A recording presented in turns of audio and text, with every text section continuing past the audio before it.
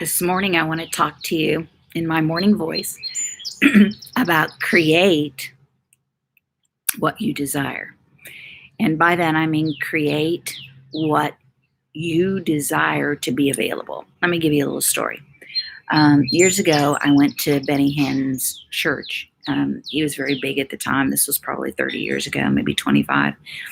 And when I walked into the church, I went all the way up to the front of the church because the back seats were taken.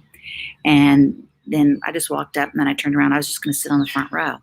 Well, then I realized, like, from the front row all the way to like halfway through the church, there were red ropes on the seat. You couldn't see it from the chair rail, you could only see it from the seat.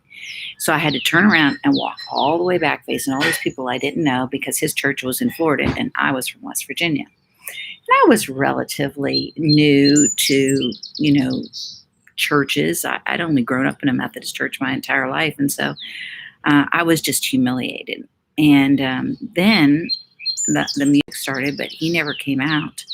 I was totally disappointed. I didn't know what was going on. And so it was just a really disappointing situation. No one told me where the restrooms were. Nobody offered me a bulletin. Nobody offered to tell me anything about the church.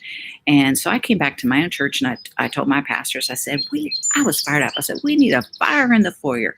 I said, when people come into church, they need to have somebody shake their hand and greet them and tell them they're glad they're there. And this is where the restrooms are. And this is where children's church is. And this is where you can sit. And if you don't like really loud music, this is where the speakers are. So sit back here.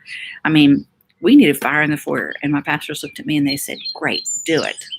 And I never realized church was like that. And it kind of shocked me and surprised me. But we started a fire in the foyer, and that church has had a fire in the foyer ever since. And so I really believe that if you create something that other people are looking for, that you answer a problem. And when you answer a problem, you're more valuable. All right. And not only that, but when you create something, you know the reason it was created, you know the purpose for which it was created. You can train people to work in what you've created to be available to them. You know the who, what, why, where, and when, right? And so I just want to encourage you today that rather than when you see something that's not real good and just complain or just talk down about something that occurred or a situation or a circumstance, you solve that, make it better. Don't let that be what you are dealing with. And don't let that be what other people are seeing redundantly. You change it. And that way, you're a solution to a problem. And problems always cost people, but solutions people pay for. God bless.